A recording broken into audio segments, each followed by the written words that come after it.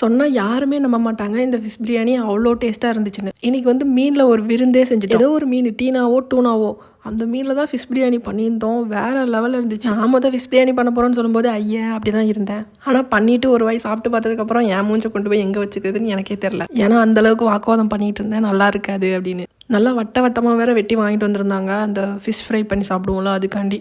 இந்த மாதிரி ஒரு வாட்டி கூட சாப்பிட்டதே இல்லை இன்றைக்கி சாப்பிடணும் அப்படின்னு. எல்லாமே நல்லா கழுவி மசாலா ரெடி பண்ணி நல்லா தடவி வச்சிட்டோம். அப்புறம் இது என்னென்னு பார்த்தீங்கன்னா பிரியாணி பண்ணுறதுக்கான மீன் பீஸ்லாம் இதுதான். அந்த பீஸ்லாம் எடுத்து உப்பு, மிளகாத்தூள், பச்சை மிளகா இதெல்லாம் போட்டு தண்ணி ஊற்றி அதை கொஞ்சம் நேரம் ஊற வச்சுட்டோம் அந்த தண்ணிக்குள்ளேயும். அதுதான் பிரியாணியில் போட போகிற பீஸு. அப்புறம் ப்ரான் தொக்கும் பண்ணியாச்சு, பிரியாணியும் ரெடி ஆகிடுச்சு. அப்புறம் கத்திரிக்காய் தாளிச்சா தான் அதுவும் வீட்டிலேயே பண்ணோம். சூப்பராக இருந்துச்சு டேஸ்ட்டு. இந்த மசாலா தடவி வச்சிருந்த மீன்லாம் எடுத்துகிட்டு போய் எங்கள் ஃப்ரெண்டு வீட்டில் இருக்கிற கேஸில் போயிட்டு பொரிச்சு ரெடி பண்ணி எடுத்துகிட்டு வந்துட்டாங்க. எல்லாத்தையும் ஒவ்வொன்றா பிளேட்டில் எடுத்து வைக்கும் போதே எனக்குலாம் வாயில் செம்மையாக எச்சு ஊற ஆரம்பிச்சிச்சு. இந்த பிரியாணி யாரெல்லாம் சாப்பிட்ருக்கீங்கன்னு மறக்காமல் கமெண்ட்டில் சொல்லுங்கள். அதுவும் நெக்ஸ்ட் டே மார்னிங் அப்படி ஒரு டேஸ்ட்டுங்க.